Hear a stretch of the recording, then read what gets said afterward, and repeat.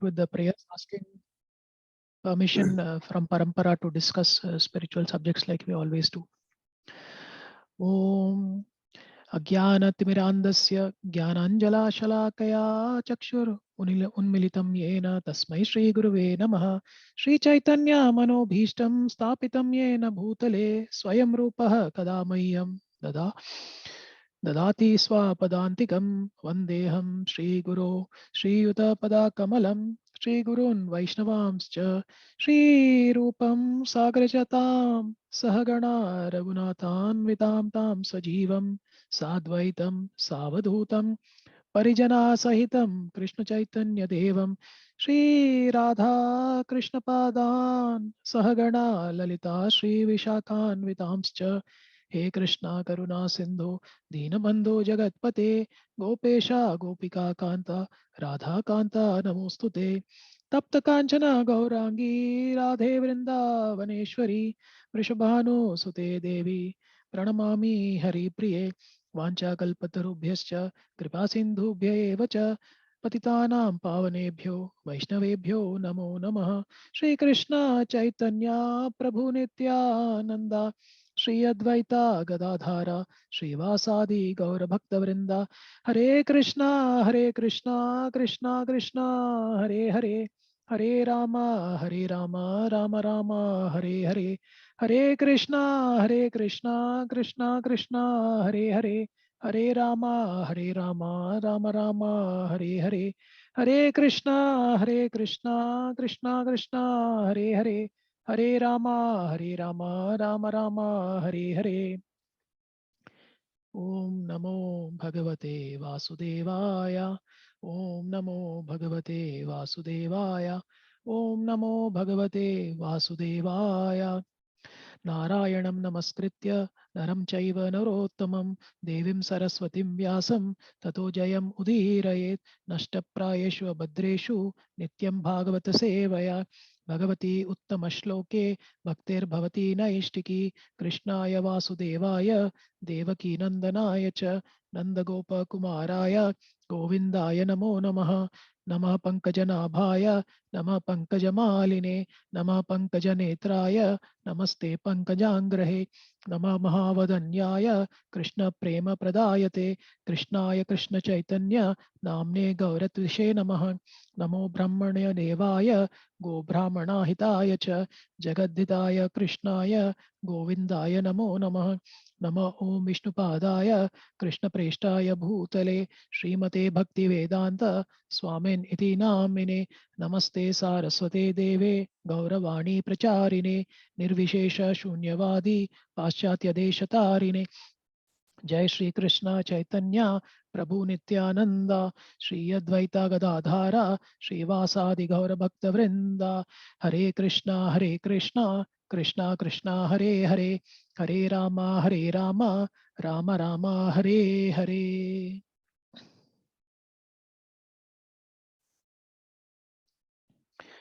Mukam karoti vachalam pangum langayate te girim yatkripatamaham vande Shri Gurum Deenataranam Paramananda Madhavam Shri Chaitanya Ishwaram Om Apavitra Pavitro Va Sarvavashtam Vastam Gato Apiva Yasmaret Pundarikangsham Sabhaya Abhyantaram Shuchihi Sri Vishnu Sri Vishnu Sri Vishnu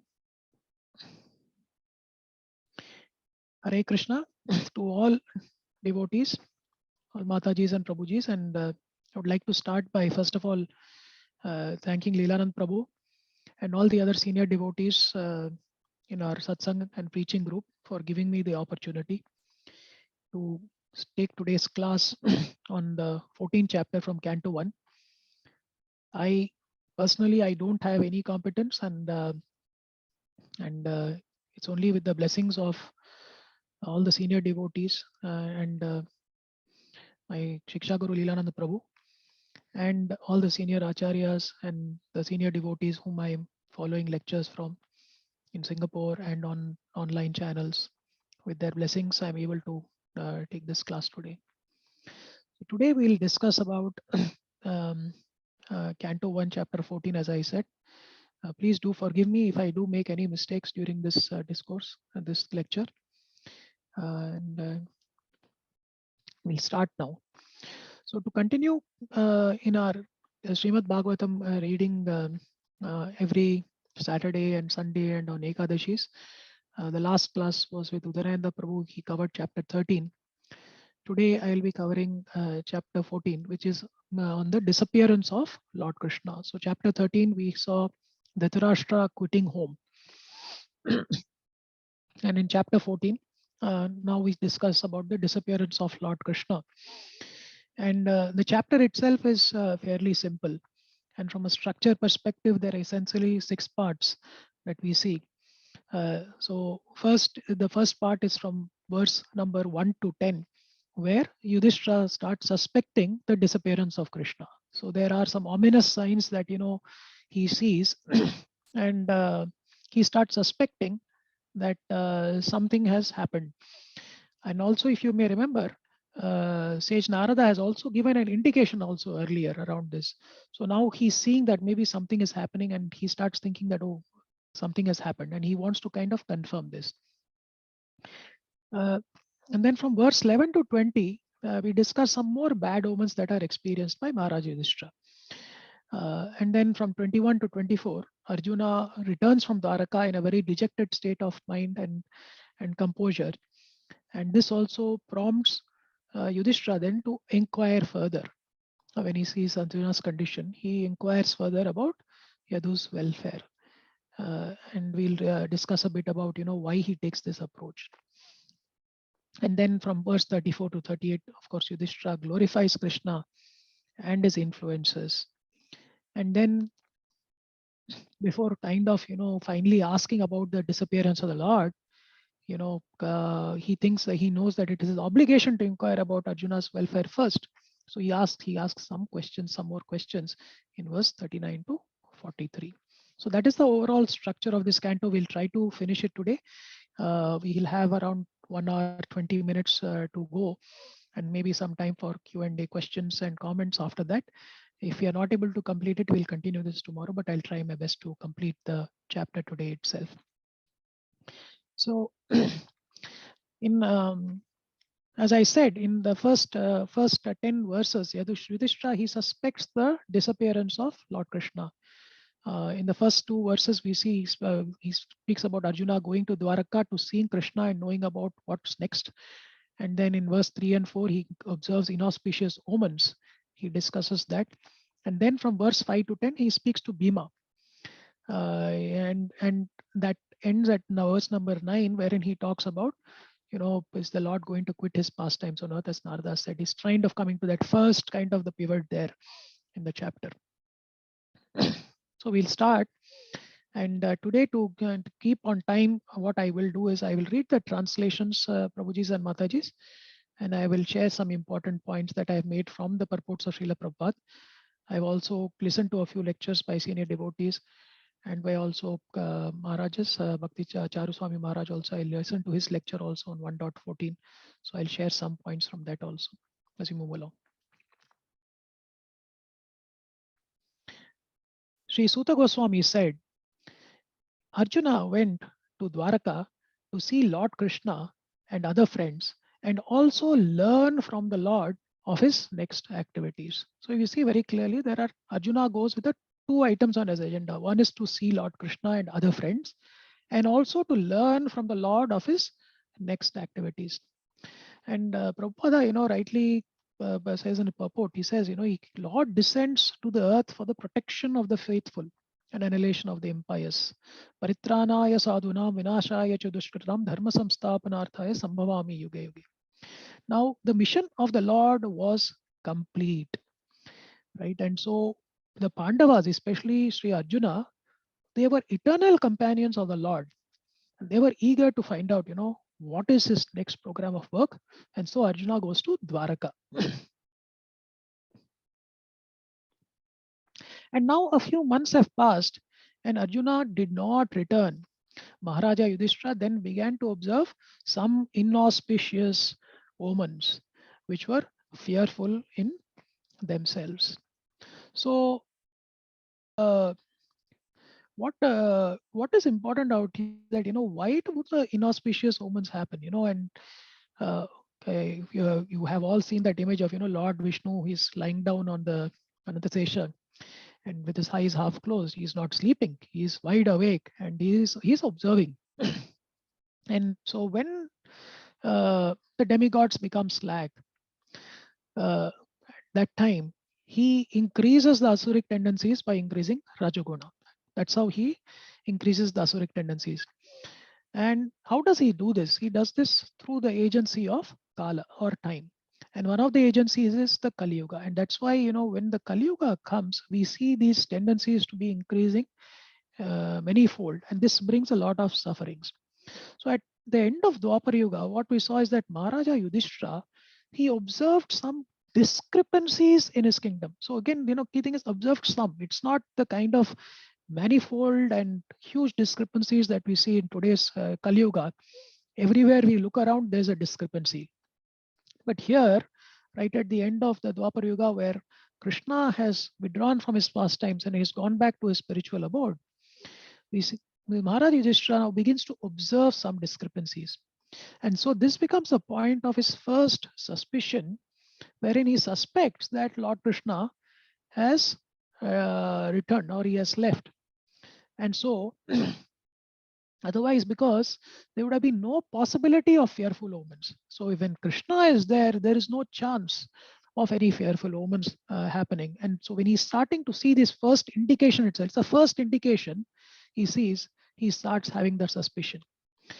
And Prabhupada says in his book, material miseries will impede our spiritual progress. We need ideal leadership like Maharaj Yudhishthira, which will keep away material miseries.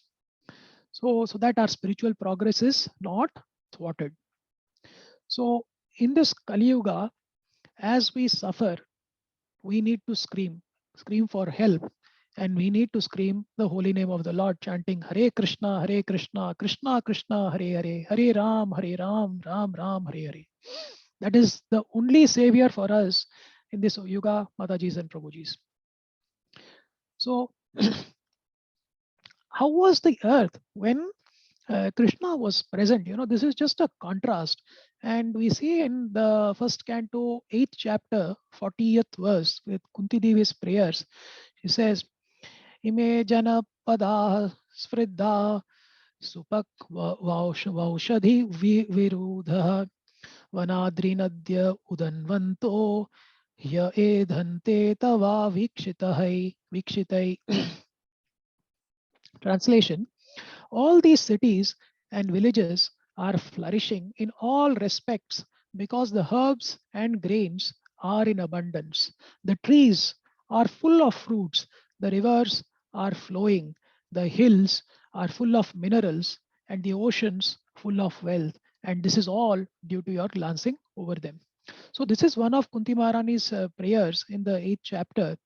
And this gives you a kind of a little bit of a sight into how the planet was when Krishna was there, talking about everything was flourishing, herbs and grains in abundance, trees full of fruits, rivers flowing with water, pure water, hills and full of minerals, and oceans full of wealth.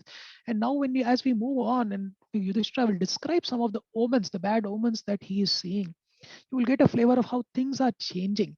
And these are omens, right? It's not visible like, in abundance as we see in today's Kali Yuga. This is just the first signs of change. Today we see them in abundance. All these omens are visible. So moving on, what did King Yudhishthira see? He saw that the direction of eternal time had changed. And this was very fearful. There was disruptions in the seasonal regularities. The people in general now had become very greedy, angry, and deceitful. And he saw that they were adopting foul means of livelihood. Prabhupada in his purport says, when civilization is disconnected from the loving relation of the Supreme Personality of Godhead, symptoms like changes of seasonal regulations. For example, in summer we start seeing rain, or sometimes we have a hailstorm suddenly, and these days it's pretty common. All of a sudden we have a cloud breaking, and then there is a flood happening. And for all the devotees who are in Hyderabad these days, we see a lot of floods in Hyderabad also, which I had never seen when I was growing up. Foul means of livelihood, greed, anger, and fraudulence become rampant. And this foul means of livelihood, it implies deviation from one's occupational duty or dharma. So in the concluding paragraph, actually, Prabhupada says, a man becomes too greedy for wealth and power when he has no higher objective in life, and when he thinks that this earthly life of a few years is all in all. What is the cause for this? Ignorance is the cause for all these anomalies in human society. And he finally says, and to remove this ignorance, especially in this age of degradation in Kali Yuga, the powerful sun is there to distribute light in the shape of Srimad Bhagavatam. Hare Krishna. Then Maharada Yudhishthira further goes on to say, he says, all ordinary transactions or dealings become polluted with cheating, even between friends and in familial affairs. There was always misunderstanding between fathers, mothers, and sons, between well-wishers and between brothers, even between husband and wife. There was always strain and quarrel. I can relate personally with this a lot in this entire age of Kali Yuga. We see this so often. We hear about this. You open the newspapers, you see all this. You see news about all this also. And this has now become very, very common. But at the switch that was happening after just Krishna disappeared, these were the first signs that were already becoming visible that this was a huge change that was coming. So there are four principles of malpractice, as Prabhupada points out in his purport. One is namely errors, that is making mistakes, insanity or illusion, inability. Inability is your skill. You don't have the skills to do few things. Your inability and cheating. And out of these four, the propensity to cheat others is the most prominent. Why is it most prominent, Prabhujis and Matajis? Because the conditioned souls are primarily in the material world imbued with an unnatural desire to lord it over the material world. We have forgotten that Lord Krishna, he is the proprietor, he is the controller. We have forgotten that basic principle. We have forgotten about our constitutional position vis-a-vis the Lord. And we have started to think as conditioned living entities, we have now started to think that we are the proprietors. We are here to lord it over things. So that is the reason why this propensity to cheat is so prominent. And now this cheating is not happening just with distance, where the relations are distant. Most intimate relations also we are seeing this cheating happening. But Prabhupada gives us a little bit hope. He says, all these contending difficulties can be mitigated by one process, and that is devotional service of the Lord. So our Acharya is actually giving us hope here, and he's giving us a solution also, that in this age of Kali, by devotional service, by bhakti to the Lord, we can mitigate and we can contend with these difficulties that we will face. So not that the difficulties will go away, we can contend with it.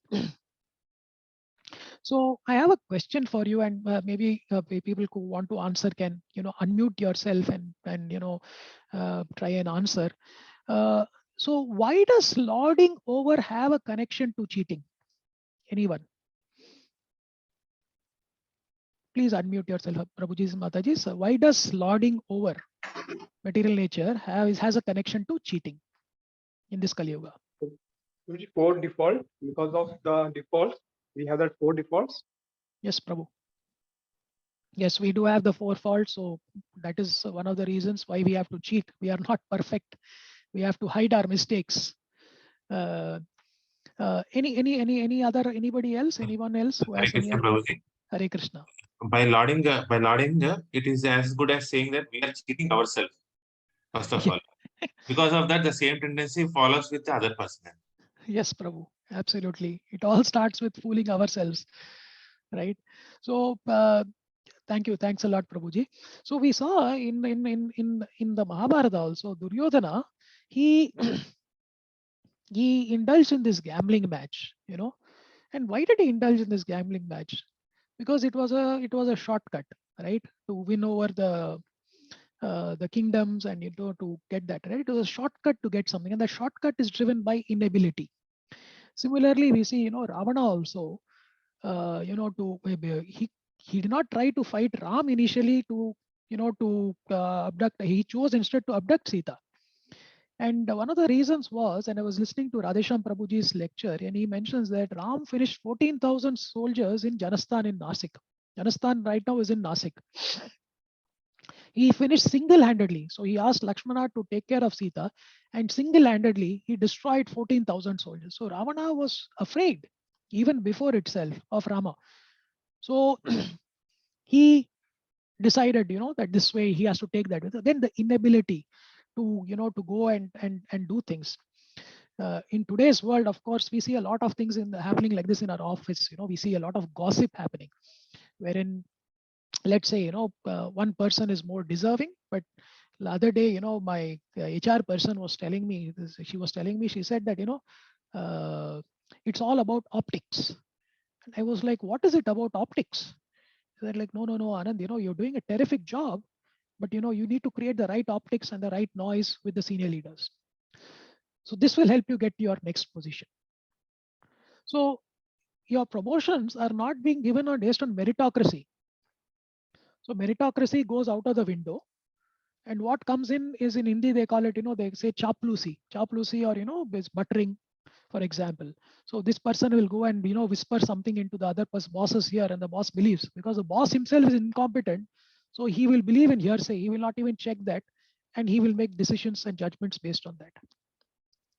And if you go back in our history also, we see that, we have had many instances wherein people have wanted to lord over material nature in this Kali Yuga. So our first Prime Minister's father, Motilal Nehru, I believe he had an American watchman, an American Gurkha, as Radhesham Prabhu says. He had an American Gurkha.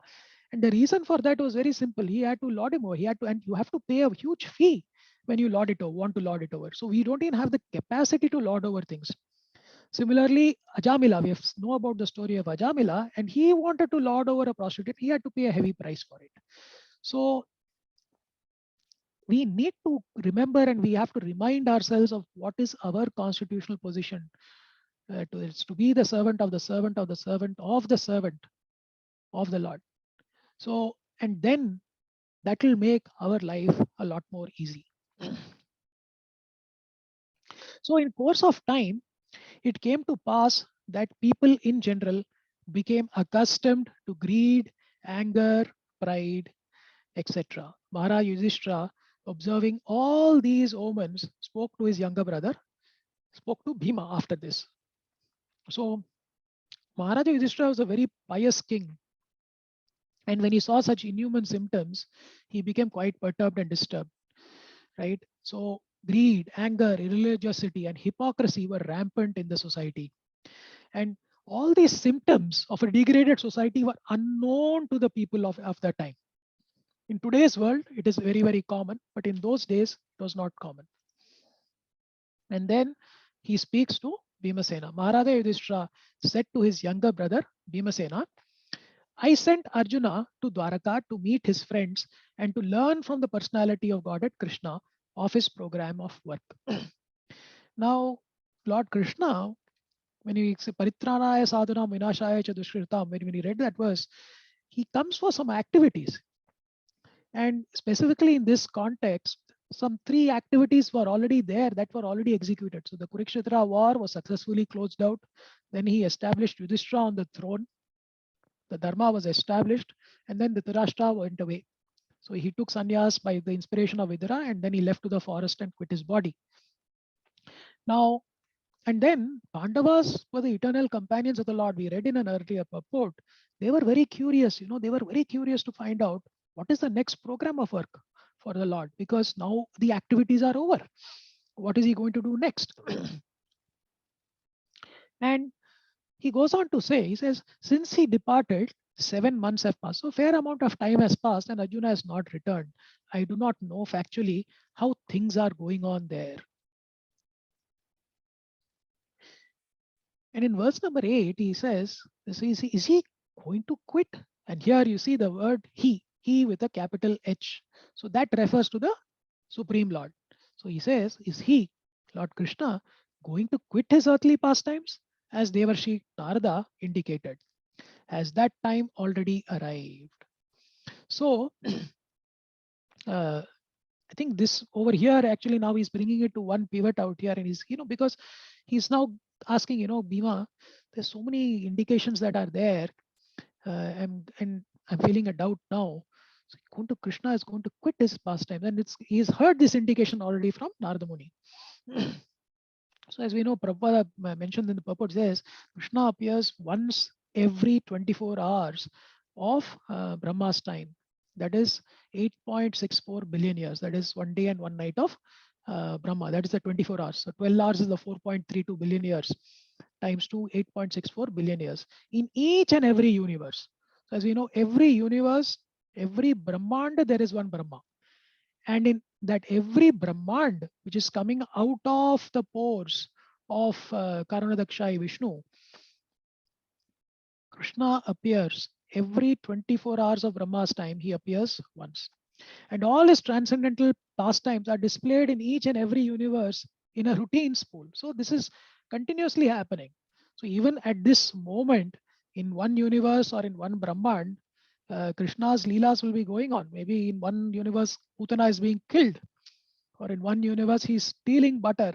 So while we do celebrate Kartik month, and we are get so excited when we listen to those beautiful stories and pastimes of Krishna with Mother Yashoda, that could be actually playing out in one of the universes at this very moment also. And there is no difference, he says, between the Lord self and the Lord's transcendental body. When the Lord, however, appears in his person as Lord Krishna, his other plenary portions also join him by his inconceivable potency called Yogamaya. And it's important to keep in mind that the Lord never quits his transcendental body, as is misconceived by less intelligent persons. So when Krishna leaves, essentially he ascends into the spiritual world in his Swarupa. So again, Prabhujis and Madajis, why does Krishna leave this body? When he left this body, why did he leave this body? Anyone wants to have some thoughts around it?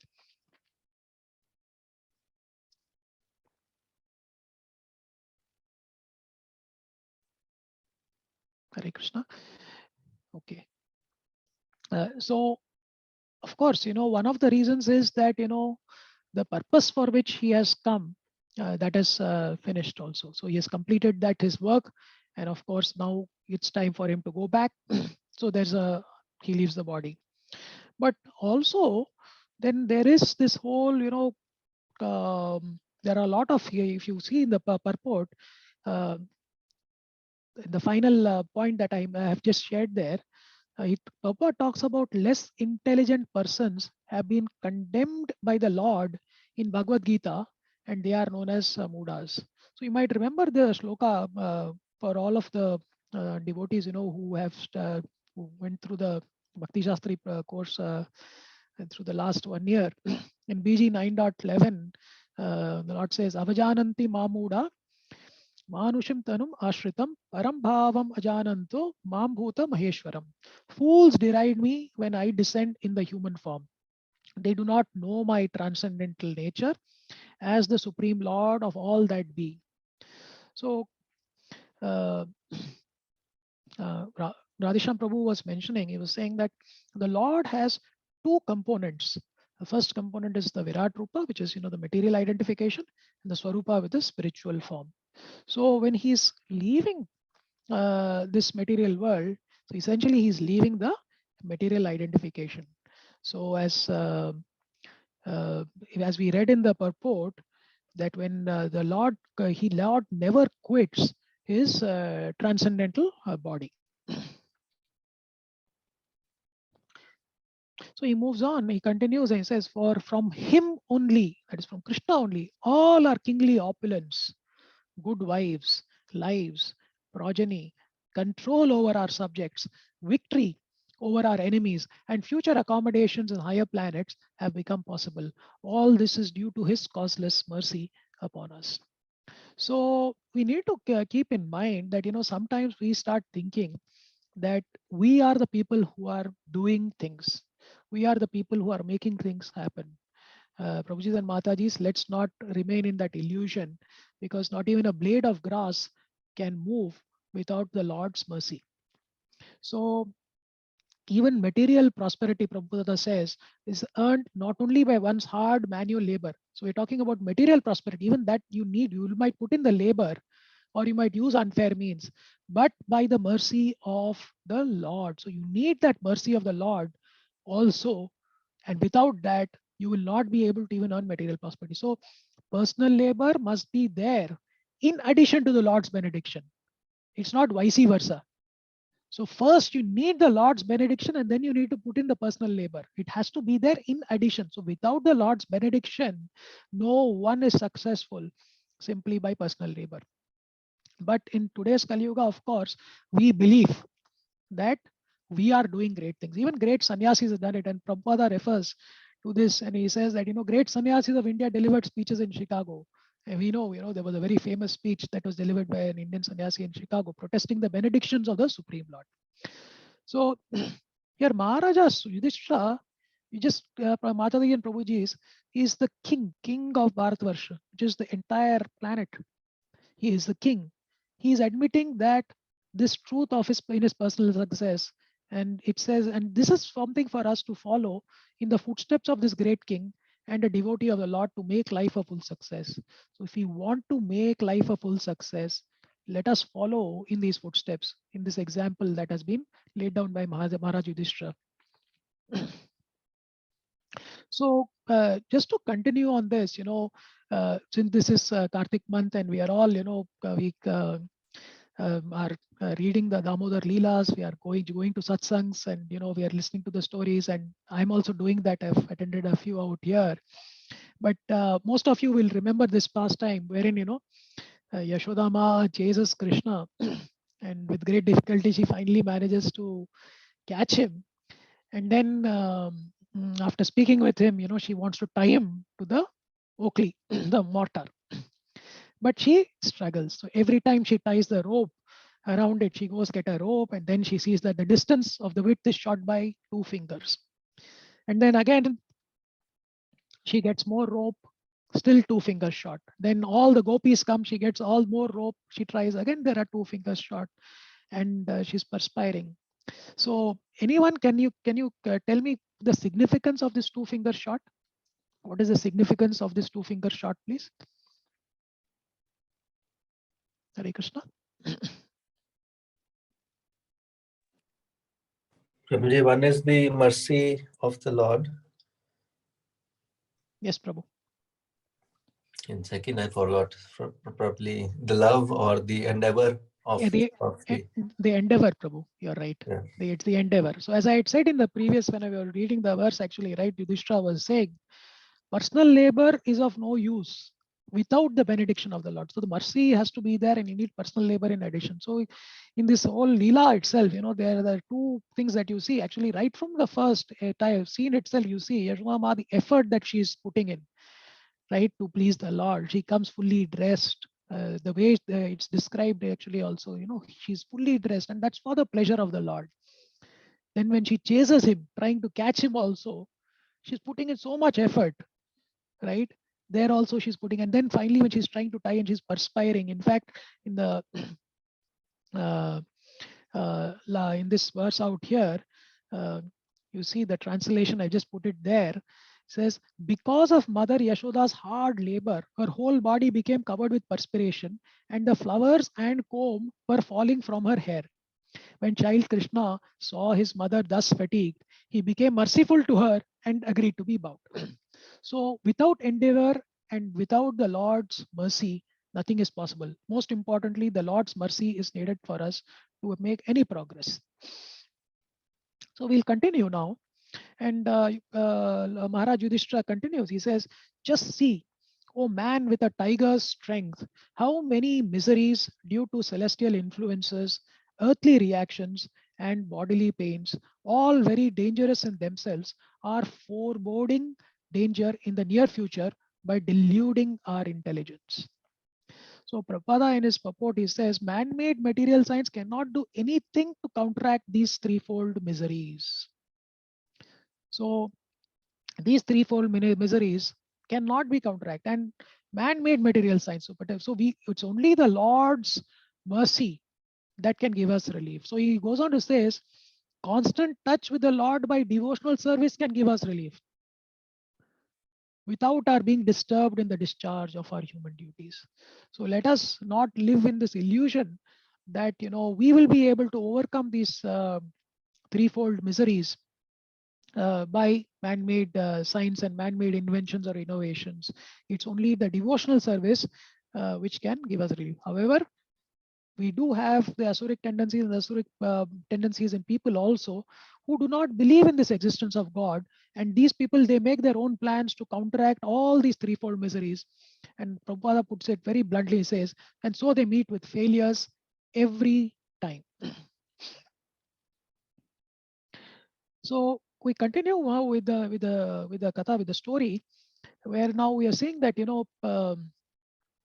Arjuna will be returning soon. But before that, we see that Maharaj Yudhishthira, he sees further bad omens that are there.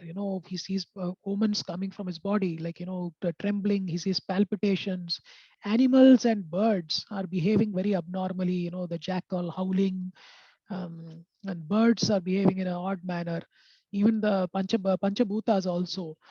There also we see that he sees that he sees smoke in the sky, mountains throbbing, etc. Cattle behaving in a weird way. Deities seem to be crying, and oh God, I don't know why I've been signed out of this.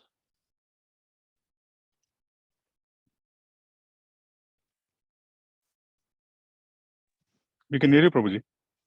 Okay, you can hear me. Okay. I don't know why I got an prompt that it said I'm signed out, Prabhu. So I'm sorry. I thought I was signed out. Yeah. So and also, we saw. I had given an example of how the planet was in terms of when Krishna was around. He also sees now that the planet is changing. The gardens, cities, towns, everything, all they are becoming more devoid of happiness. And then Arjuna enters, and his head is down, tears are rolling down his face. He's looking very pale, and Yudhishthira questions him. So we'll read a bit about this section, Prabhujis and Matajis. So Yudhishthira Maharaj says the left side of my body, my thighs, arms and eyes are all quivering again and again.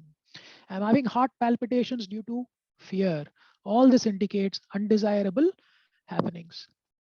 Prabhupada in his purport, he says, material existence is full of undesirables. So Mataji and Prabhujis, when we are in this Kali Yuga, when we are in this planet, when we are in this condition, we are in this body in a conditioned state, our existence will be always full of undesirables.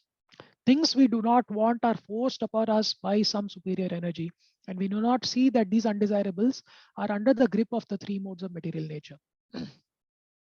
So he uses the analogy of the forest fire, and he says, no one goes into the forest fire to set the fire, but fires automatically take place in the forest, and this creates unconceivable calamities for all the living beings that are living in the forest. And as we all know, these huge forest fires cannot be extinguished. So when there's a forest fire that takes place in India, we don't hear of so many, but in places like in Australia, we have these bushfires. And when the bushfires happen, it just wipes out acres, not acres, thousands of acres of forests and land, and along with that, the species that are there. And nothing can extinguish these fires. No matter how many fire engines we take and start pouring water, this will not get extinguished. The fire can be extinguished only by the mercy of the Lord, who sends clouds to pour water on that forest. And so he uses the analogy. He says, similarly, undesirable happenings in the life cannot be checked by any number of plans. Such miseries can be removed only by the, again, mercy of the Lord, who sends his bona fide representatives to enlighten human beings and thus save them from all calamities. We are very, very fortunate to, at least I am very fortunate to have this association of all of you. and especially Lilananda Prabhu, who's been guiding us, all the other senior devotees here in Singapore also, who have been guiding me. And hopefully, we are able to, and I am able to, along with my family, we are able to somehow check these fires that keep coming and pass through in a suitable way and make progress in our Krishna consciousness journey. And just continuing his conversation with Bhima on the bad omens that Maharaj Yudhishthira is saying, he says, just see, O Bhima, how the she-jackal cries at the rising sun. So here you are seeing actually a jackal is crying in the morning when the sun is rising. So when the sun is rising in the morning, you normally hear other sound, like, you hear the cock in the, making a noise, or you hear the birds chirping, but here you're actually hearing a she-jackal crying in the morning. It's vomiting fire. How the dog barks at me fearlessly. He says, O Bhimasena, tiger amongst men, now useful animals like cows are passing me on my left side, and lower animals like the asses are circumambulating me. So you see that cows are going anti-clockwise, and asses are going circumambulating him in the right direction, like clockwise. Horses are appearing to weep upon seeing me. Further says, just see, this pigeon is like a messenger of death. The shrieks of the owls and their rival crows make my heart tremble. It appears that they want to make a void of the whole universe. Continuing with those bad omens, he further says, just see how the smoke, now he's talking about the Panchabhutas, he says, smoke encircles the sky. It appears that the earth and mountains are throbbing. Just hear the cloudless thunder and see the bolts from the blue. The wind blows violently, blasting dust everywhere and creating darkness. Clouds are raining everywhere with bloody disasters. The rays of the sun are declining and the stars appear to be fighting amongst themselves. Confused living entities appear to be ablaze and weeping. And then he talks about the rivers, tributaries, and cattle and the deities. He says, rivers, tributaries, ponds, reservoirs, and the mind are all perturbed. Butter no longer ignites fire. What is this extraordinary time? What is going to happen? The calves do not suck the teats of the cows, nor do the cows give milk. They are standing, crying, tears in their eyes, and the bulls take no pleasure in the pasturing grounds. The deities seem to be crying in the temple, lamenting and perspiring. They seem about to leave. All the cities and villages, towns, gardens, mines, hermitages are now devoid of beauty and bereft of all happiness. I do not know what sort of calamities are awaiting us. So you see the contrast in how it was before Krishna disappeared and now how this entire planet is turning out to be. So Radhesham Prabhu was giving an example. He says that Krishna was around at that time when the cows would go out, in search of Krishna. Their udders would be so full, and because their milk bags used to be so heavy, as they would walk, the milk would be poured on the ground. And he uses the word, he says, they would have milk kichad. So the kichad is the soil mixed with water. And in those days, they would have milk kichad. So kichad means just coming from milk, actually. So that was how it was, how pleasant, how nice, how good, how fortuitous it was when Krishna was around on the planet. But now, of course, things seem to be changing. Then Maharaj Yudhishthira says, he says, I think that all these earthly disturbances indicate some greater loss to the good fortune of the world. The world was so fortunate to have been marked with the footprints of the lotus feet of the Lord. These signs indicate that this will no longer be. It's kind of Yudhishthira Maharaj is prophesying here also a little bit if you see it. He says these signs indicate that this will no longer be.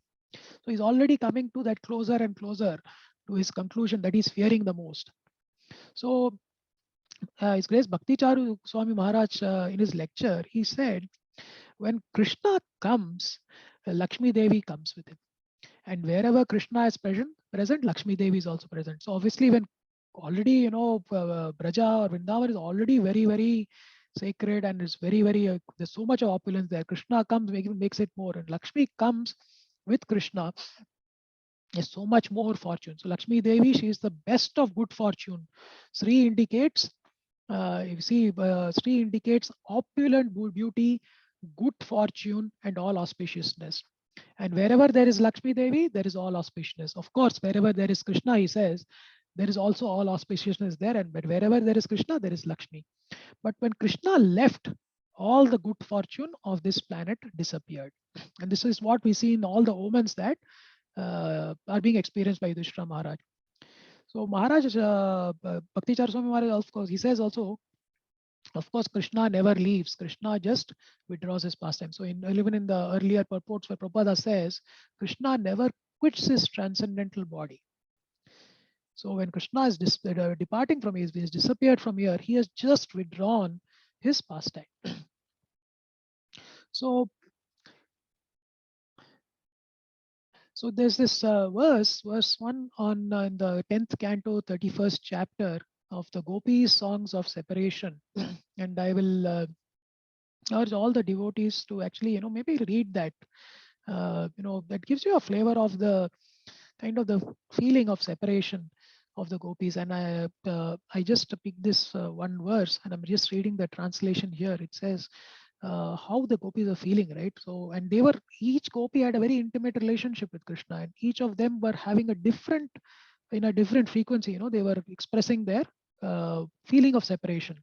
And so here they're saying, the gopis said, "Oh beloved, your birth in the land of Raja has made it exceedingly glorious, and thus Indira, the goddess of fortune, always resides here. It is only for your sake that we, your devoted servants, maintain our lives. We have been searching everywhere for you, so please show yourself to us." So now that Krishna has disappeared, of course, that separation, that feeling of anxiety and separation is going to be increasing more and more. So now we sing, we continue from verse number 22 to, sorry, just 1 minute. The right sequence here, 21, 22. Okay, correct. We'll just continue now.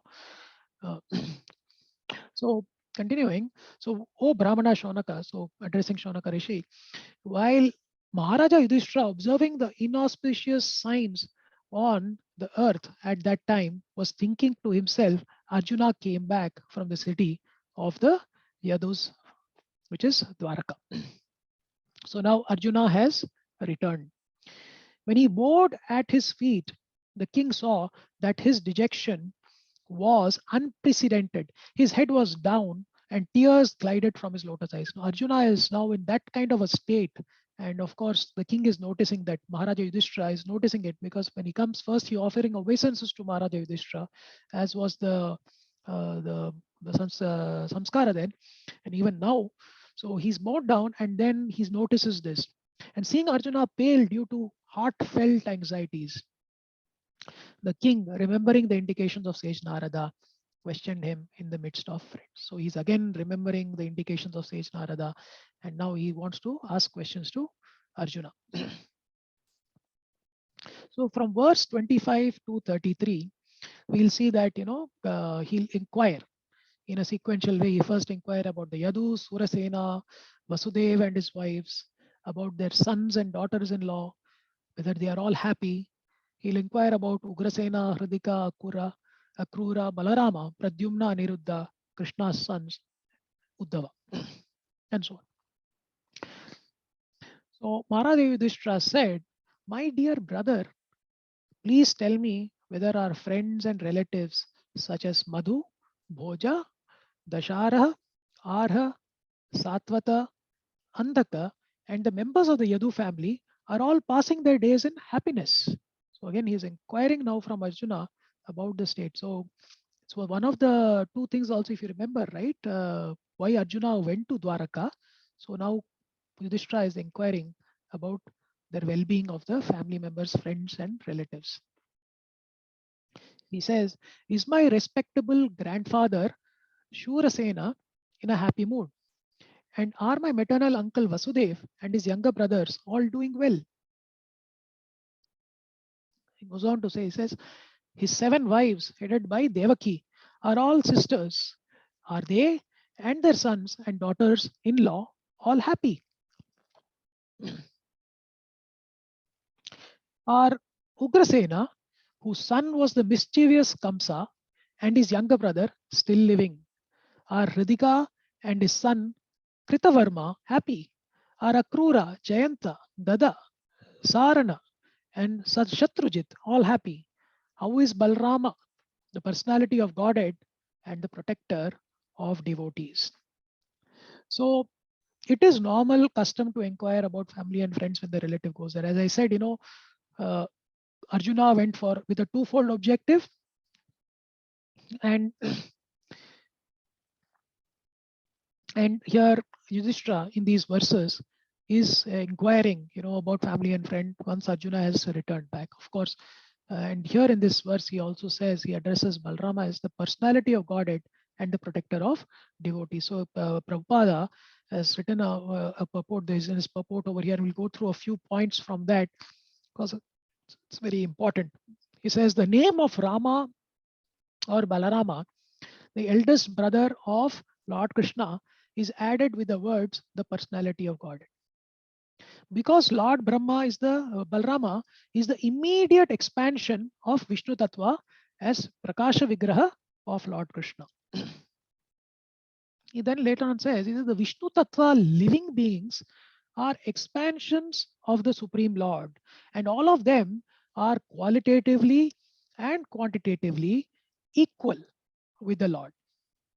But expansions of the Jiva Shakti, the category of the ordinary living beings, are not at all equal with the Lord.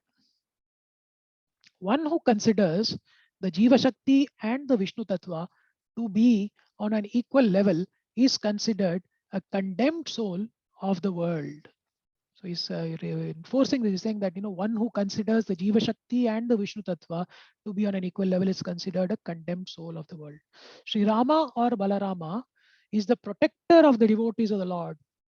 Baladeva acts as the spiritual master of all devotees, and by his causeless mercy, the fallen souls are delivered. Sri Baladeva appeared as Sri Nityananda Prabhu during the advent of Lord Chaitanya, and the great Lord Nityananda Prabhu exhibited his causeless mercy by delivering a pair of extremely fallen souls, namely Jagai and Madai.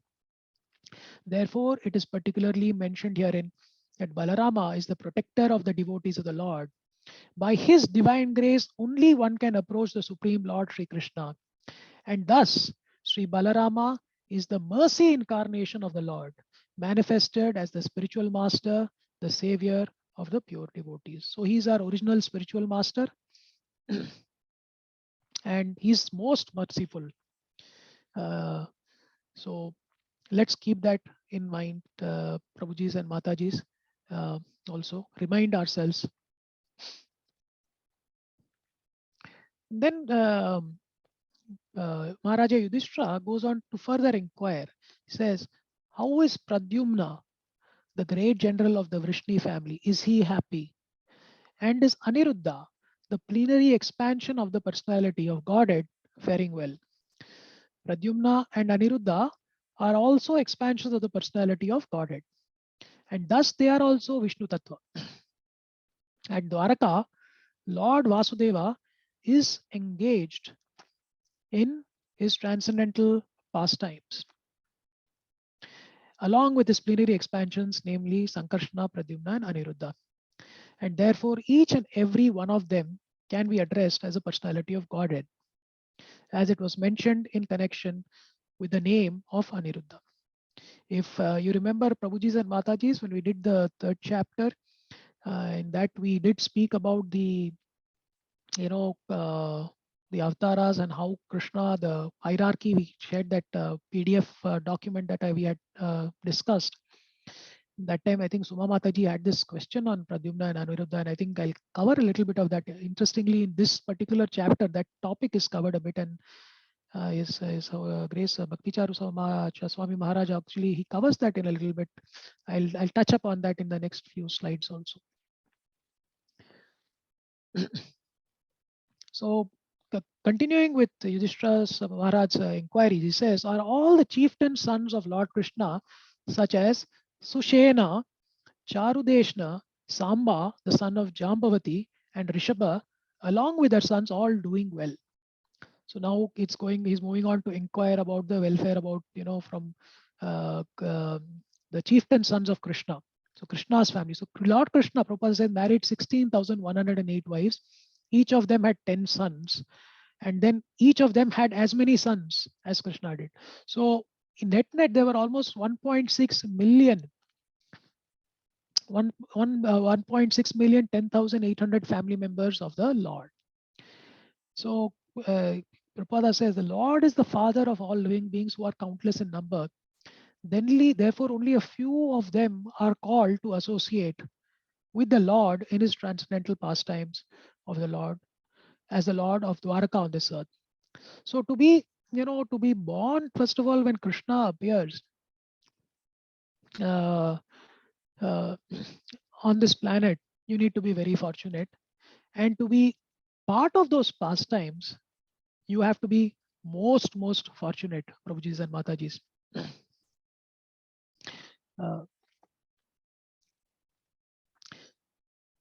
Continuing with the inquiries, Maharaj Yudhishthira is inquiring. Also, Shrutadeva, Uddhava, and others, Nanda, Sunanda, and other leaders of liberated souls who are constant companions of the Lord are protected by Lord Balrama and Krishna. Are they all doing well in their respective functions? Do they, who are all eternally bound in friendship with us, remember our welfare? So, where again Prabhupada mentioned, he says that constant companions of Lord Krishna, such as Uddhava, are all liberated souls. Please note the word liberated souls, right? And the Pandavas are also liberated souls who descend along with the Lord to serve him in his transcendental pastimes on this earth. The Lord remembers them all, but his associates, although liberated souls, forget due to their being Tatastha Shakti. So they require the protection of the Lord at all times. And to the eternal servitors of the Lord is pleased to give all protection at all times. This dependence of the liberated soul is constitutional, for the liberated souls are like sparks of a fire that are able to exhibit the glow of fire along with the fire and not independently. Thus, those who give up the protection of the Lord and become so-called lords themselves out of spiritual ignorance come back again and again into this material world, even after prolonged tapasya of the severest type. So, I think here some key points here are, about the fact that the constant companions of Bhagavan Krishna are all liberated souls. And I'll touch upon briefly. I've got a lot of content here, so I won't go through everything. But just to, I made some notes again from Bhakti Charu Swami Maharaj's lecture. And there he talks about certain important thing. He talks about Krishna's aprakat leela and the prakat leela. So aprakat means when Lord is unmanifest, and when Krishna's activities and his pastimes become manifest in front of our eyes, that is the prakat leela, right? And Krishna, when he comes to the earth from time to time, and so do his incarnations also, right? And he comes himself in his original form, which is the Swayam Rupa, and he can also come as a Tadekatma Rupa. So,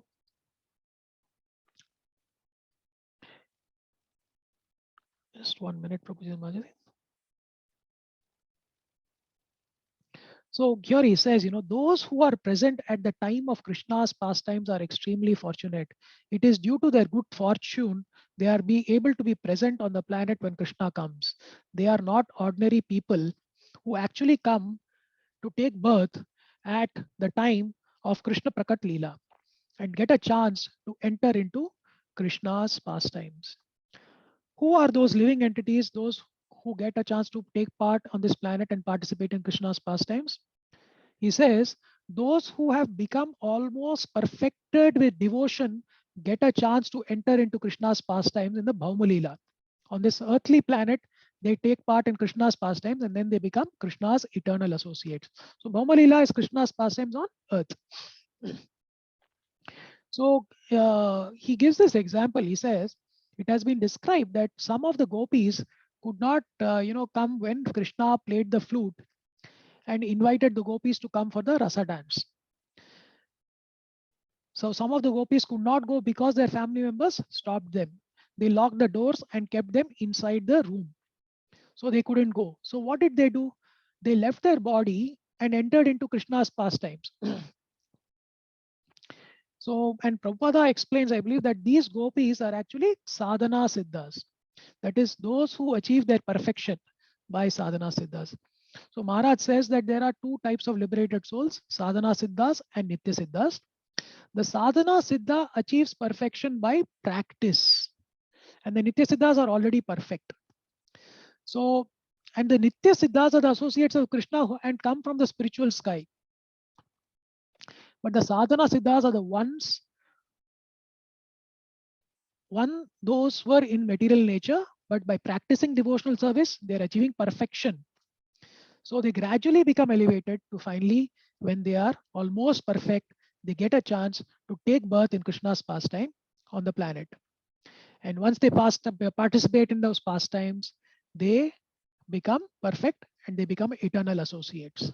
So to answer Suma Mataji's questions from the third chapter, it's a long time away, but I think this is my understanding now is more clearer that we see Pradyumna and Niruddha are also there appearing in this pastime, and that's because when Krishna comes, he comes with his whole entourage, his paraphernalia. Everyone comes from the spiritual sky.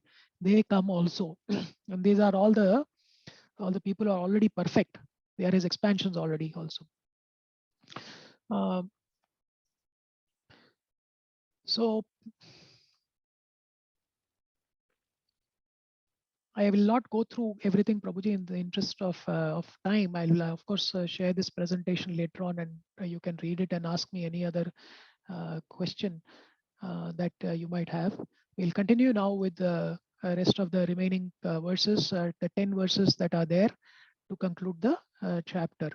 So for verse number 34 to 38, Yudhishthira glorifies Krishna and his influences.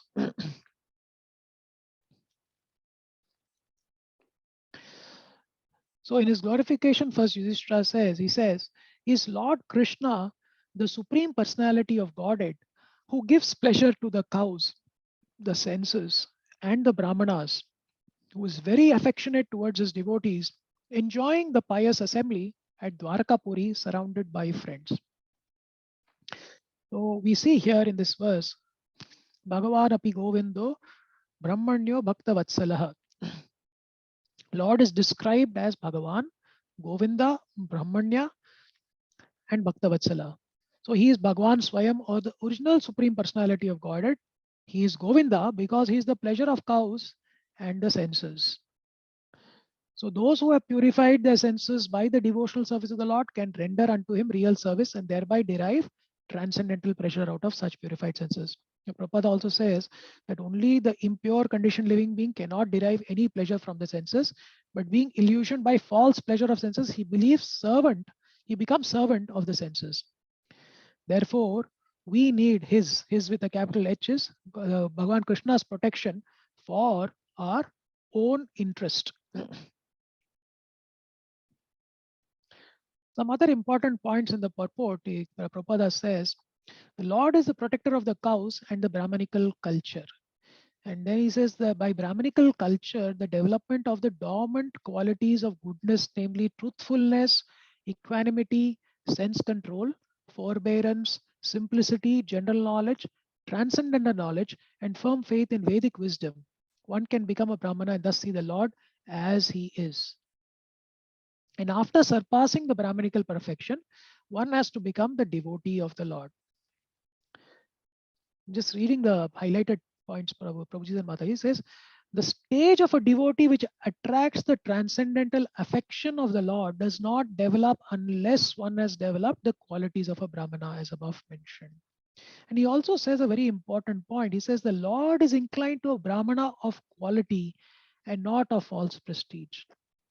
So we have heard this quite a few times during the lectures and classes and discussions, that you don't become a Brahmana by birth. And here again, Prabhupada is reinforcing that and saying the Lord is inclined to a Brahmana of quality and not of false prestige. He says that those who are less than this Brahmana by qualification, cannot establish any relation with the Lord. And since the Lord is all perfect in himself, there could not be any question of his welfare. And Maharaj Yudhishthira refrained from asking this question. He simply inquired about his residential palace, Dwarakapuri, where pious men assemble. So in this question that he's asking, he's not inquiring about the Lord himself, because the Lord is all perfect in himself. So there's no question about his welfare. Therefore, he asks about the place Dwarakapuri and the people, the pious men who have assembled there. We'll read verse number 35 and 36 together. And in that, Yudhishthira Maharaj then is asking, he says, the original personality of Godhead, the enjoyer, and Balarama, the primeval Lord Ananta, are staying in the ocean of the Yadu dynasty for the welfare, protection, and general progress of the entire universe. And the members of the Yadu dynasty, being protected by the arms of the Lord, are enjoying life like the residents of the spiritual sky. So the benefits of being under that umbrella with the Lord, he says, thus being protected by the arms of the Lord, are enjoying life like the residents of the spiritual sky. So in his purport, then he goes on to further elaborate, and I'll read some important points. He says, Prabhupada says, thus Maharaja Yudhishthira has compared the Yadu dynasty to the ocean of milk and Sri Balarama to Ananta, where Lord Krishna resides. He has compared the citizens of Dwaraka to liberated inhabitants of the Vaikuntha Lokas. And each and every Vaikuntha planet is many, many times bigger than the biggest universe within the material world. So just to, again, I've heard this already when we did the chapter 3 also, but to give you some perspective, all the material worlds, all the Brahmands all put together is 25%. The remaining 75% is the spiritual sky. So you're talking about millions, innumerable millions of Brahmands that are there, where each Brahmand has a Brahma, and in each Brahmand, again, you have multiple billions, trillions of galaxies and planets and all. All these put together is just 25% of the total size, total sky. 75% is the spiritual sky. He says each and every Vaikuntha planet is many, many times bigger than the biggest universe within the material world. And in each of them, there are innumerable inhabitants who look exactly like Lord Vishnu. These inhabitants are known as the Maha Paurushikas, or persons directly engaged in the service of the Lord. Then Maharaja Yudhishthira has compared the inhabitants of Dwaraka to the Maha Paurushikas of Vaikuntha Loka, because they are so happy with the Lord.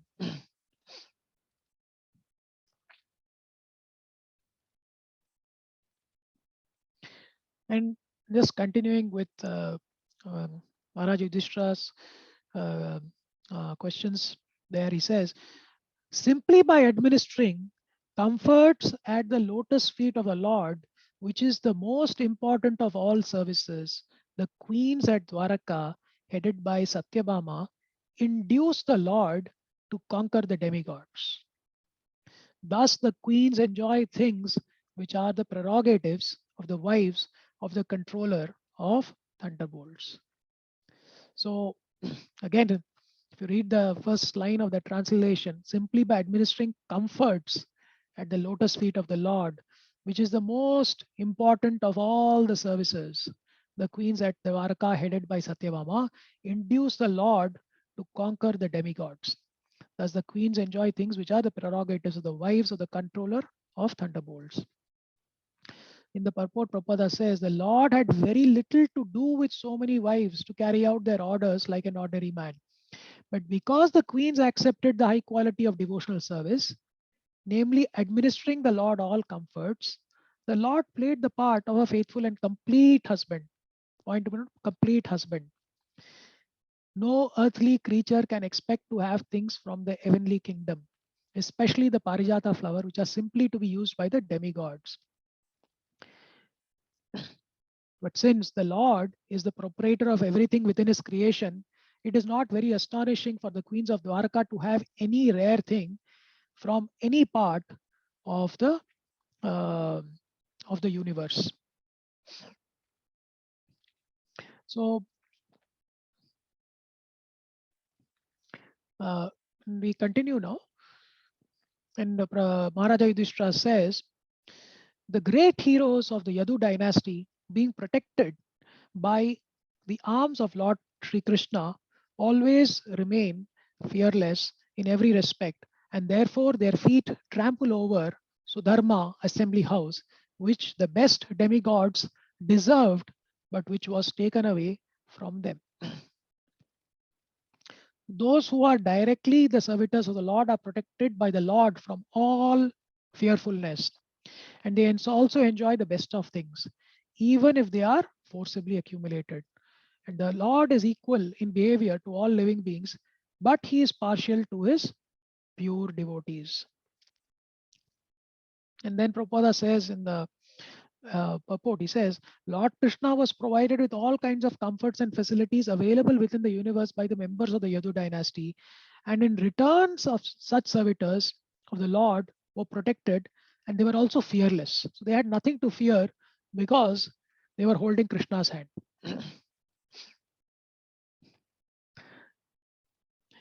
A forgetful, conditioned soul is fearful, but a liberated soul is never fearful. This is an important point, Prabhujis and Matajis. When we have forgotten who we really are, we are in this conditioned stage. That is the time, this fear creeps in. When you take that analogy which Prabhupada uses, just as a small child is completely dependent on the mercy of his father, is never fearful of anyone. So when the child is, as long as the child is with the parent or with the father, the child is very bold. But when the child lets go of the parent's hand, and let's say you are in a mall or in a mela, suddenly the child is alone, right? That is where the child starts becoming fearful. And it has happened to me also when we, out of our own adventure, we forget who we are, and then we go and do a few things, and then we get into a soup, and that's when fear starts striking us. But the liberated soul is never fearful. So fearfulness is a sort of illusion for the living beings when he is in slumber and forgetting his eternal relationship with the Lord, that we are the servitors of the Lord, and what is our purpose? Is to be the servant of the servant of the servant of the servant of the Lord. Since the living being is never to die by his constitution, since the soul never dies, it is eternal, then why should there be fear? What is the cause of this fearfulness? There's no need to be fearing. So Prabhupada finally says, he says, thus the members of the Yadu dynasty were fully awake in their service to the Lord, and therefore there was no tiger for them to be afraid of at any time. Even if there was a real tiger, the Lord was there to protect them. So to be fully awake in that service, you see there over there, it's because they knew that Krishna was there to protect them. So they were fully awake in their service to the Lord, and they were performing also their service with full 100%, 100% complete devotion. So now we are coming to the final part. Got around the 15 minutes. We'll try to complete in time. So in the final part, now Yudhishthira now will inquire about Arjuna's personal welfare. So there are the 10 causes of dejection. Is your health all right? You appear to have lost your bodily luster. Were you disrespected or neglected due to your long stay at Dwaraka? Were you addressed with unfriendly words or threatened? Did you fail to give charity that you had promised? Could you not protect deserving candidates like Brahmanas, children, cows, women, or the deceased when they sought shelter? Have you contacted a woman of impeachable character? Have you improperly treated a deserving woman? Have you been defeated by someone who is inferior to you? Have you taken your meals alone without feeding elders or children? Have you committed some abominable and unpardonable mistake?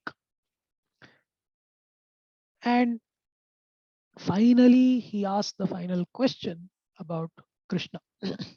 But before that, he's obligated to ask everything else.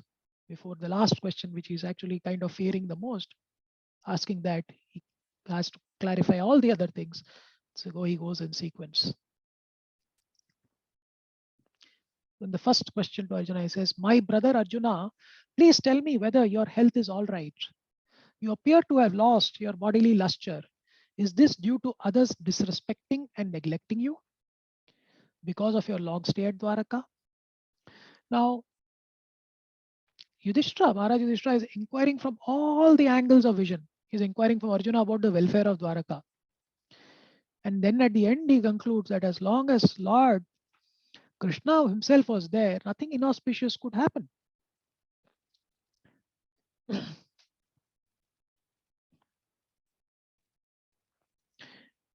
The next question he says, "Has someone addressed you with unfriendly words or threatened you? Could you not give charity to one who asked, or could you not keep your promise to someone?" So Prabhupada says in his purport, he says, "It's the duty of the possessor of the wealth to give in charity in consideration of the person, place, and time. If a Kshatriya or a rich man fails to comply with this obligation, he must be very sorry for this discrepancy.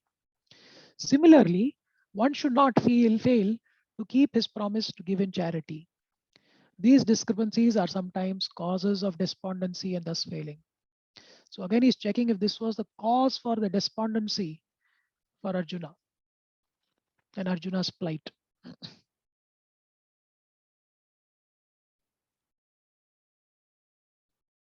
The next question, he says, "You are always the protector of the deserving living beings, such as Brahmanas, children, cows, women, and deceased.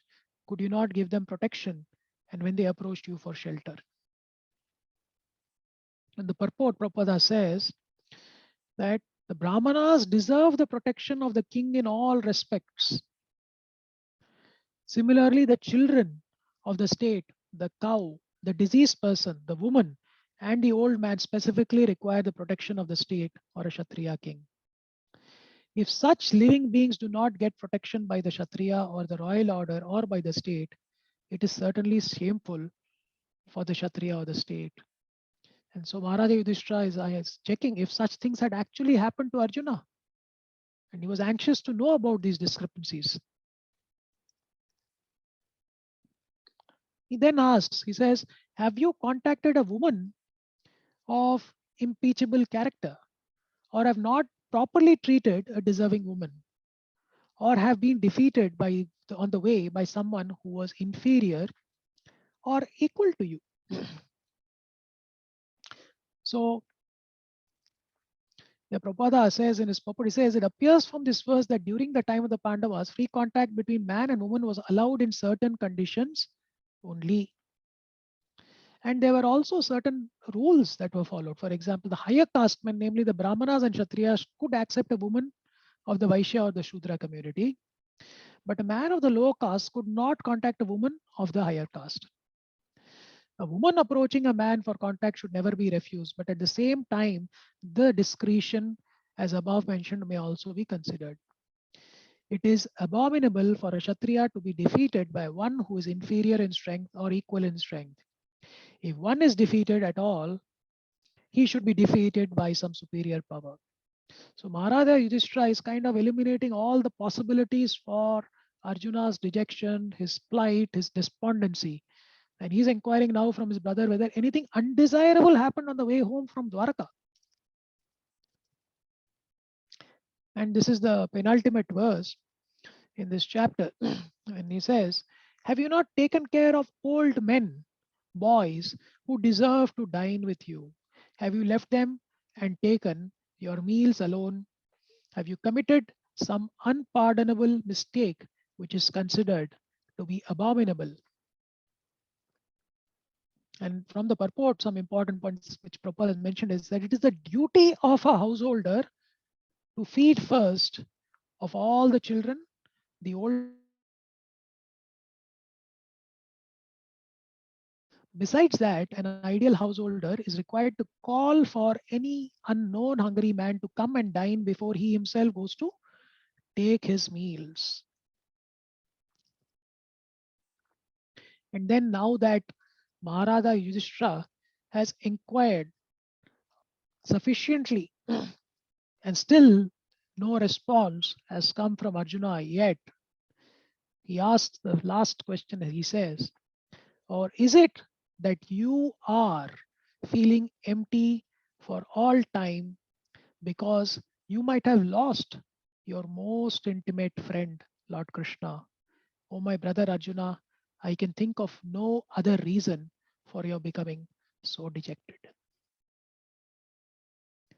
So now it is sinking in that what Narada had indicated and what Yudhishthira was perceiving when he was seeing all these experiences, the bad omens that were there, and how the things were changing.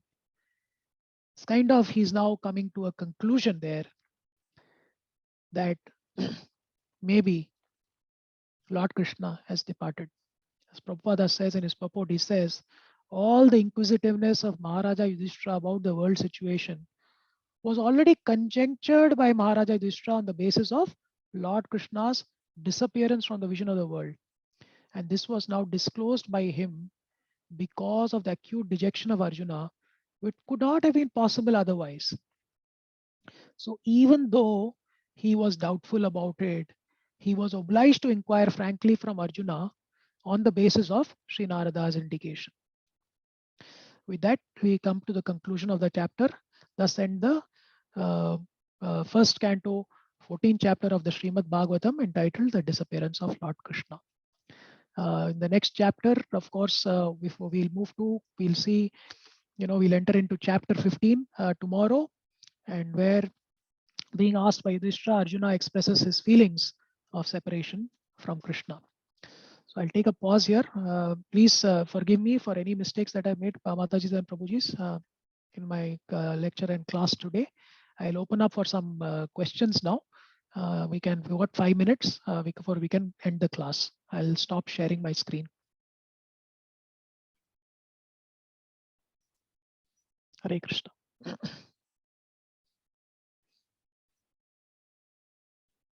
Hare Krishna. Hare Krishna Prabhuji, Dandavat Pranam. Anandram Prabhu, thank you very much for the wonderful class. Sorry, I couldn't hear in the middle because I was dropping Samrit to the school. Okay. I could hear in the beginning and also at the end. Wonderfully prepared lecture with you as usual. Very nice. They explained. Thank you very much. And definitely, Prabhuji Matajis, please open up for any supporting comments, thoughts, and questions. Hare Krishna Prabhuji. Hare Krishna Mataji. Dandavat Pranam. This is Sarada Mataji. Dandavat Pranam, Sarada Mataji. Earlier, you were discussing a question why Krishna has to experience death when he can just disappear. I didn't get the answer properly. So he's not leaving his transcendental body, Mataji. So in fact, we had seen in, I'll just, so Krishna doesn't leave his transcendental body. So he's leaving only this material pastime. He's withdrawing from this pastime. So he's not experiencing death. Krishna is eternal, and so are our souls also. We are also eternal. Okay. So it's just that, we don't have, when Krishna manifests, he gives us the Divya Chakshu to see him also. And we spoke about the Prakat Leela and the Aprakat Leela. So when he becomes manifest, we see him. We're able to see him. And once he's finished with his pastimes, he withdraws and he goes back to his spiritual abode. So I will just, in 1 minute, Mataji, I will just share one thing.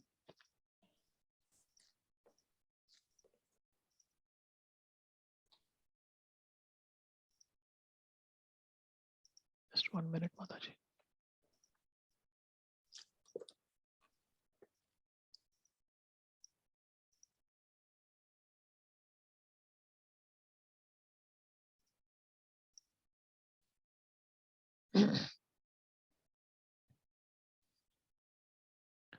Yeah, Mataji. So, as I said, Mataji, Krishna is transcendental. He does not quit his transcendental body. It is just that he leaves the material form and he goes. And even there is one verse in Srimad Bhagavatam, I'm trying to locate that, which kind of so confirms this. Just 1 minute. Not able to find it, Mataji. I'll try and locate it and I'll send it to you. But Lilananda Prabhu, you're also online, Prabhu. Do you want to add to that? Hare Krishna, Dandavat Pranam. Sorry, I actually joined very late. My younger son was not feeling well whole night. Oh, okay, Prabhu. Sorry, can you repeat that question again, Prabhuji? No, Mataji's question is that, Krishna leaving his material body. So question was, Mataji, can you just repeat the question once more? Actually, like the earlier question you posed, Prabhuji.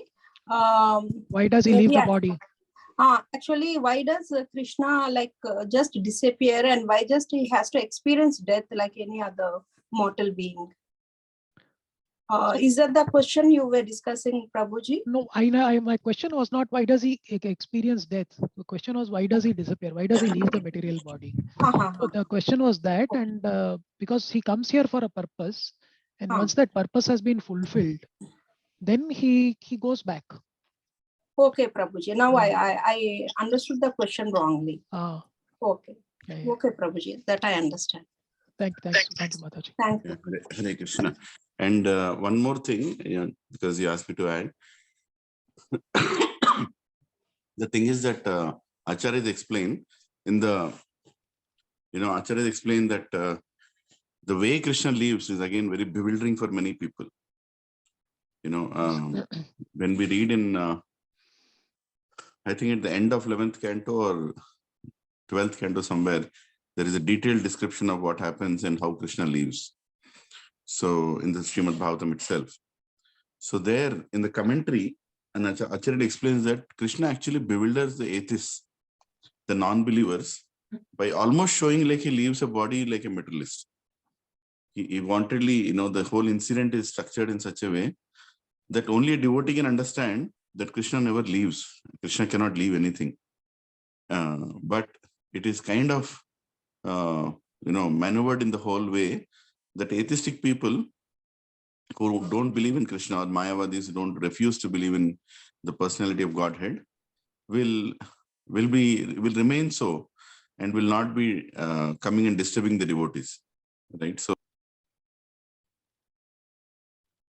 directly that left is transcendental. At the same time, for atheistic people, it remains an illusion, right? So that is one thing.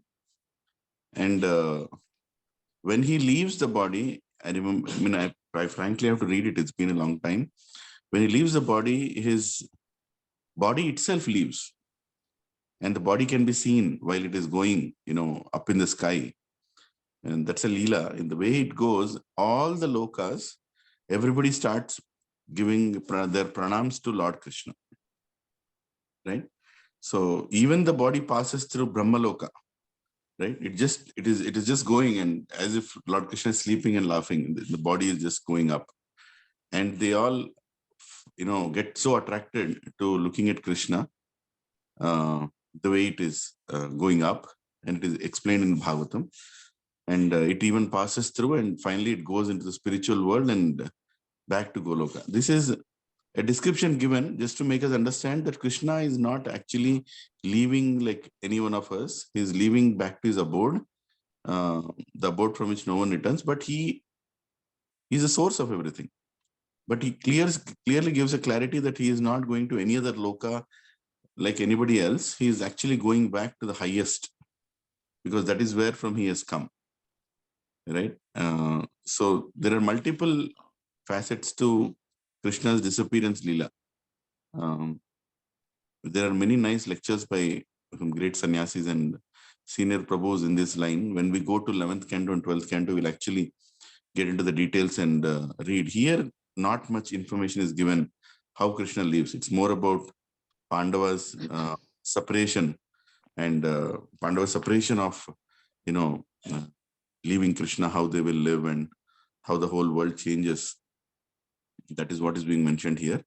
But if you want to understand the detailed aspect of how Krishna lives, you should read 11th canto and 12th, at the fag end of 11th canto and somewhere in 12th canto it is there.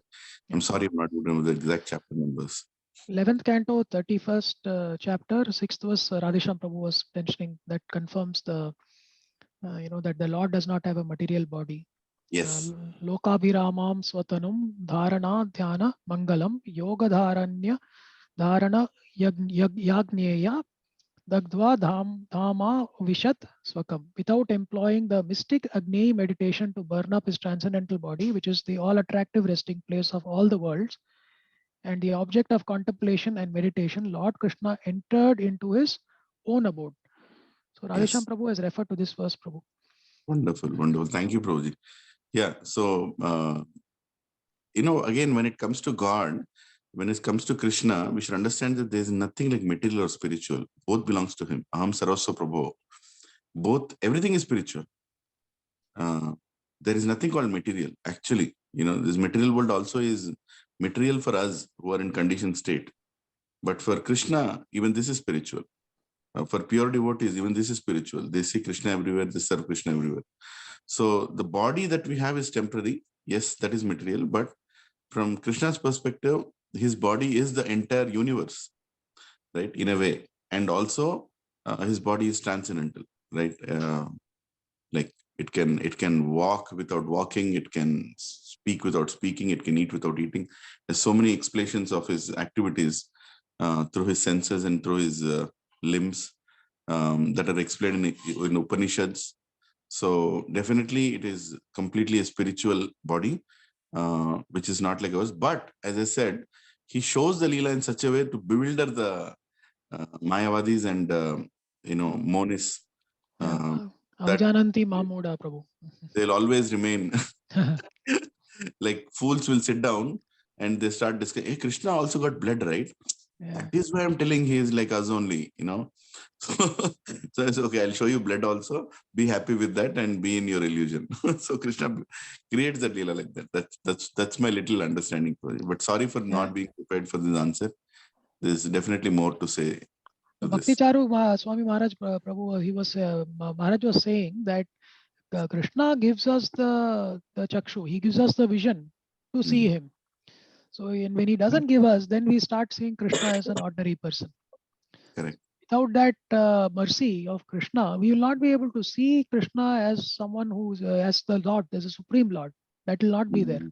And just to give you an example, Prabhu, so we going for quite a few this Deepadan, for Damodar month, we are going to different houses. And some houses we are going also where devotees are doing it for the first time. So a lot of people also come who are not, experienced in this Krishna consciousness, Prabhu. And so you can see it that, they do struggle with that idea, he's being a small boy, blue-colored boy, he's pulling a mortar. And, they are getting puzzled in the head, how is he able to do all those miracles? How is he able to do this? So, and that is where, Prabhu, I think that, we need that taste has to come, and that only Krishna can give you that taste. When he gives you that taste, then you will be able to appreciate and you see all those things. Yeah, very rightly said. And your background almost makes me feel you are also in the Damodar Leela. Very beautiful, actually. Very, very beautiful. Yeah, someone was asking. Yeah, Lilananda Prabhuji. So, what is the need for Krishna to keep the atheist under ignorance? Because when they're not prepared and they're given good information, they'll come and disturb the devotees. It's not like Krishna doesn't want them to come. But there are some set of people who don't want Krishna. So Krishna also facilitates that. It's their desire only. See, if you are willing to know Krishna, then Krishna will provide everything for you to know him.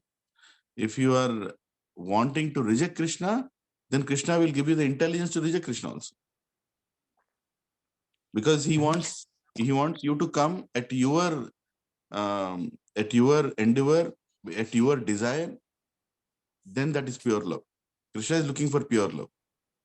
He is not going to influence. Say, for example, somebody is not interested to come to satsang. Krishna shows his avatar, stands in front of him, says, "How beautiful I am. Now come to satsang."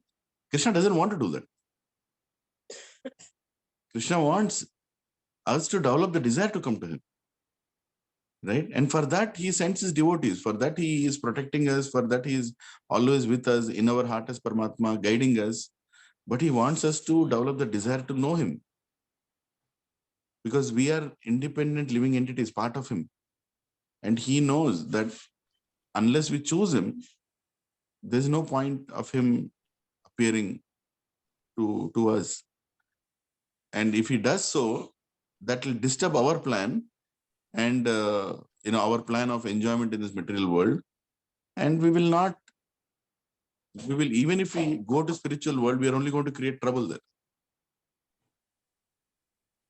We're going to disturb the environment. For example, in satsang, in satsang, when we see that somebody is coming to satsang and is creating disturbance, meaning he's finding faults in devotees, or he's not able to digest the philosophy even after good amount of discussion, and he is kind of questioning the whole act of satsang itself, then it becomes one of the acts to request him to not come, because if he comes, he is disturbing the faith of others. Maybe he has to be dealt separately. There is a separate department and a separate way of handling that such. He is also a child of Krishna. We have to be compassionate, but at the same time, we have to be practical, right? So we are not rejecting. Krishna is not rejecting. Just that Krishna has a separate school for them and a separate phase of growth for them. So that is the reason he keeps them bewildered. Okay, you want to be bewildered, be bewildered. Even now, there are a lot of people who get attracted to all fake sampradayas, fake paths, baseless philosophies, rejecting scriptures. Krishna encourages them. He says, I only give that faith. Krishna is the one who gives that faith also. That, okay, have the faith in the wrong thing and be happy in that. That's what you want. But when you want me, then I'm going to tell you the right thing. And then I'm going to create all avenues so that you can approach me. Is that the main reason why he chooses to leave his body with an arrow, or is there any other main reason? See, that according to some acharyas, there are many reasons who shot that arrow. Someone says Wali shot that arrow. He came back from previous birth and he shot that. I don't know. I have not heard it from, at least from many others. I've heard it overheard. There are many reasons they say this arrow was shot by somebody. It happened, so it's a revenge, and it was all that is external, probably. All that is external. Internal, yes, he has come here to give Bhagavad Gita to us. He has come here to protect his Pandavas. He has done that, and he has left. And the way he left, by making an arrow shoot his feet below and bleeding to death, all that is external, only to bewilder the atheists. Only to bewilder them.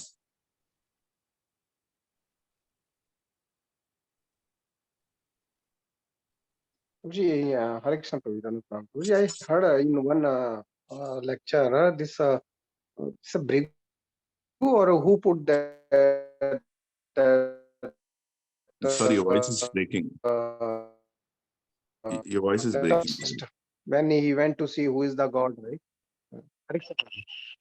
I heard in one lecture, when I forgot that one, is a Brigu Muni, right? Who went to see that who is the God. First he went to Brahma, then Shivji, then Vishnu, then Vishnu was sitting with the Brigu, right? I think I heard that one. He wanted to deliver that Brigu Muni. So there is some story behind this, but I do not remember at the moment. There are so many Puranas, so many connections, so many commentaries. But I will want to clarify any such thing with senior devotees before I before I say it is true. Because apparently, unless we hear from seniors, especially in Sampradaya, we cannot be sure that it is true. But it can also be true because there are so many. We have to just clarify. Yeah. But answering that previous question, who was asking the previous question? Sorry, I couldn't see the name. Prabhuji, previous Praveen and Came as Praveen. iPhone. It came Just as iPhone. I'm Sapan Prabhuji. Who's that? Tapan Prabhu? Sapan, S-A-P-A-N. Sapan. Oh, Sapan. Okay. Yes, Prabhuji. Yeah, I hope I answered your question. That yes, he did that to bewilder the atheistic people. Okay, Prabhuji. Yeah. Somehow, yeah. To be honest, it's not very convincing, but I guess there is some mystical reason. Prabhuji, what school does your son study? Your children study? Not yet, Prabhuji. I'm waiting for my son. Okay, when you will have your children, then you will want to join them in a good school, right? Not in a slum school.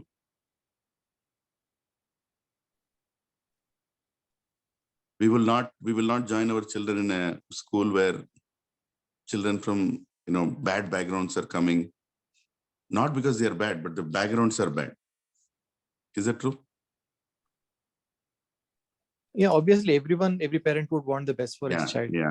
So that doesn't mean that we are rejecting the children in the slums. That doesn't mean that, but we want to protect our children, right? So we will join. Similar thing Krishna also does, Prabhuji. Very simple.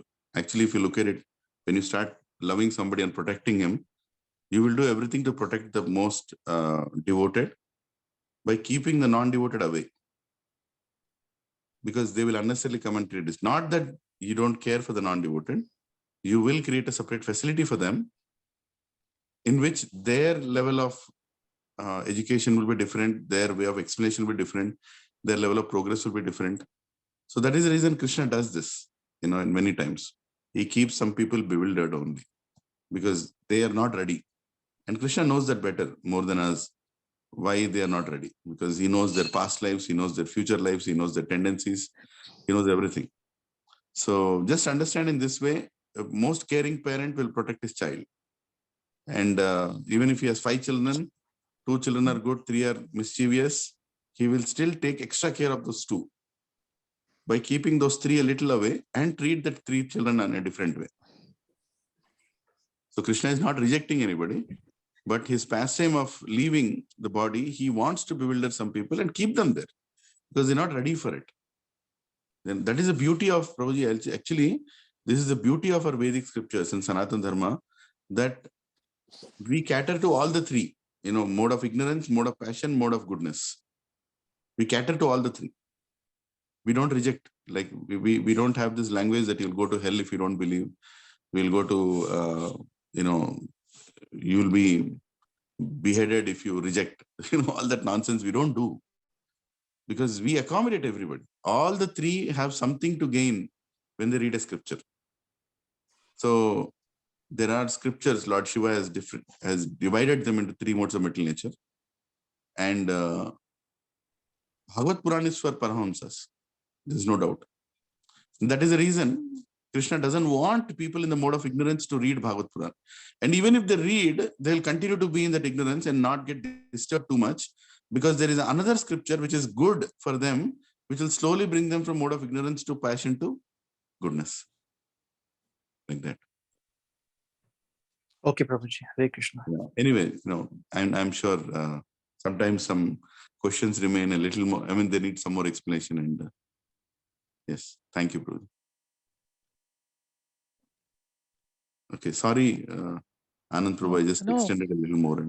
No, Prabhu. What you have mentioned is very useful. And Krishna does say in Bhagavad Gita 9.11, he says, Avajananti Mamud, I've said in that verse, he says, fools deride me when I descend in the human form. They do not know my transcendental nature as the Supreme Lord of all that be. Yeah. So, that is the thing, right? When as conditioned living entities, Prabhuji, we are so conditioned after these millions of lives that we are not able to see, and our vision is blurred. There's so much of dust and covering over our eyes that we are not able to see who Krishna really is. Mm. And neither are we able to see ourselves also. Hare Krishna. Hare Now Krishna. we have started. Slowly scraping off the dust, Prabhu. And that is also mercy of Krishna only, that we are able to. Yeah. Absolutely, Prabhu. So thank you, Anandram Prabhu, for a wonderful class. Thank you, Prabhuji. Really motivating all of us to wait for the next chapter. And sorry, I joined very late. I didn't want to join early, but I slept again. Whole night I was kind of with my son. He was not well. Yeah. Pray he gets well soon, Prabhuji. Thank you, Prabhuji. Yeah, Hare Krishna. Hare Krishna, Prabhu.